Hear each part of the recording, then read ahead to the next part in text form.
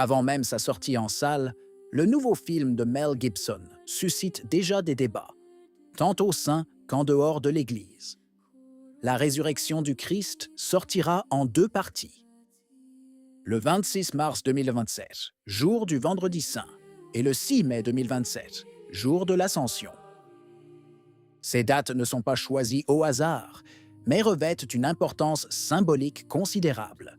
Pourtant, avant même sa première, une atmosphère tendue, presque pesante, se crée autour de ce film. Un sujet qui alimente les discussions bien au-delà du cinéma est en train d'émerger, et ce qui se dessine pourrait surprendre même les plus avertis. Restez jusqu'à la fin. Le projet La résurrection du Christ ne sera pas une simple suite du film de 2004, mais une véritable refonte narrative et visuelle. Le changement le plus évident concerne la distribution. Presque tous les acteurs du film original ont été remplacés. Jim Caviezel n'incarnera plus Jésus. L'acteur finlandais Jaakko Ottonen, nouveau venu pour le grand public, a été choisi pour le remplacer, lui aussi sélectionné, afin d'éviter le recours excessif aux effets de rajeunissement numérique. Un choix qui marque une rupture nette avec l'imagerie construite il y a plus de 20 ans. Les rôles féminins vont également changer. Marie, la mère de Jésus, sera interprétée par Kasia Smutniak, tandis que Marie-Madeleine aura un nouveau visage international. Pierre et Ponce Pilate seront respectivement interprétés par Pierluigi Pasino et Riccardo Scamarcio. Cette refonte quasi complète a déjà divisé le public entre ceux qui saluent l'audace artistique et ceux qui craignent une perte de l'identité originale. Et il ne s'agit pas simplement d'une indiscrétion, car aux côtés de Mel Gibson apparaît une figure qui à elle seule suffit à enflammer le débat. Carlo Maria Vigano. Les images circulent. Ce ne sont ni des rumeurs, ni des suppositions. Les photographies diffusées par la presse italienne montrent l'archevêque assis à côté du réalisateur, dans un contexte qui semble tout sauf informel.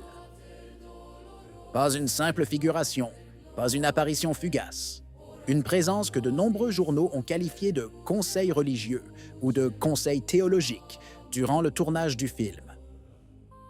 La production n'a pas communiqué de détails sur le rôle officiel de Vigano. Certaines sources évoquent une simple visite, d'autres un échange doctrinal. Mais un fait demeure, Gibson le voulait à ses côtés sur le tournage d'un film qui prétend raconter le mystère central du christianisme, la résurrection. Et c'est là que le film prend une tournure explosive. Car Vigano n'est pas une figure neutre. Il est l'archevêque qui, ces dernières années, a ouvertement accusé le pape François d'hérésie. Non pas d'ambiguïté pastorale, ni d'erreur de prudence, mais de déviation doctrinale. Dans des documents publics, Vigano évoquait une « église conciliaire » qui avait trahi la tradition. Il dénonçait une dérive qui, selon lui, avait sapé l'intégrité du magistère. La réponse est arrivée. Une procédure canonique. La rupture définitive. La déclaration d'excommunication pour schisme en 2024. Une fracture consommée aux yeux du monde. Et à ce moment précis, alors que beaucoup prenaient leur distance, Mel Gibson a fait le contraire. Dans une lettre publiée, le directeur a exprimé son soutien à Vigano. Il a évoqué la persécution de ceux qui défendent la foi traditionnelle. Il a employé des termes très durs contre ce qu'il appelait la fausse Église post-conciliaire. Non pas un silence prudent, ni une distance diplomatique, mais une solidarité sans équivoque. C'est dans ce contexte que s'inscrit la présence de Vigano sur le tournage de La résurrection du Christ. Il ne s'agit pas d'un détail folklorique, ni d'une coïncidence. Gibson n'est pas étranger aux prises de position critiques concernant la direction actuelle de l'Église. Depuis des années, il dénonce la crise qui la traverse, la perte du sens du sacré et l'abandon de la liturgie traditionnelle. Il fréquentait des cercles liés à la messe ancienne. Il parlait de la nécessité de rester fidèle à la tradition de tous les temps. Il tourne actuellement le film le plus délicat de sa carrière. Une œuvre qui, selon les rumeurs, ne se contentera pas de représenter la résurrection de façon linéaire, mais explorera de profondes dimensions théologiques. Le mystère de la descente aux enfers, le triomphe sur Satan, la victoire sur la mort. Dans ce contexte, le choix de confronter un archevêque qui a accusé le pape régnant d'hérésie ne peut être considéré comme une simple coïncidence. Certains le trouvent provocateur, d'autres le jugent cohérent. Certains craignent que le film ne devienne un manifeste identitaire pour une partie du monde catholique qui se sent trahi. La question est inévitable, Gibson cherche-t-il simplement des conseils théologiques rigoureux ou bien essaie-t-il d'envoyer un message?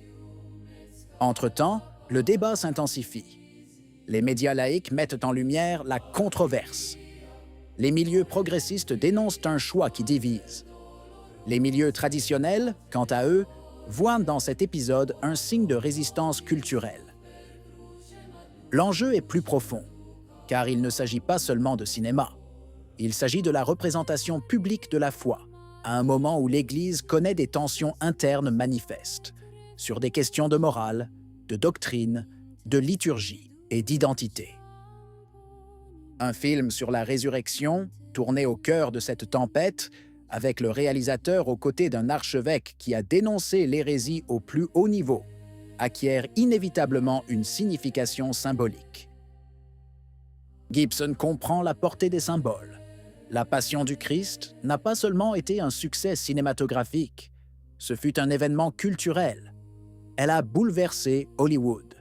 Elle a divisé la critique. Elle a fortifié des millions de croyants.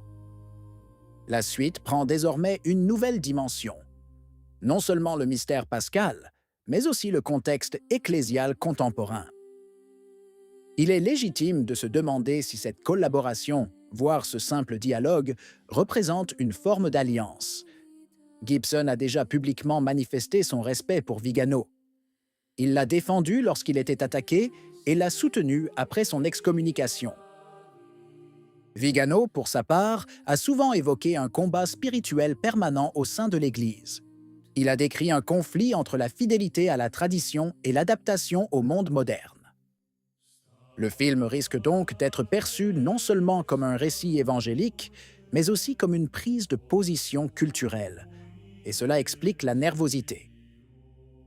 Car si une œuvre à fort impact médiatique est perçue comme l'expression d'un catholicisme critique envers le pontificat actuel, le débat ne restera pas confiné aux salles de cinéma. Qu'en pensez-vous? Si la vidéo vous a plu, laissez un commentaire. Amen. Que Dieu vous bénisse.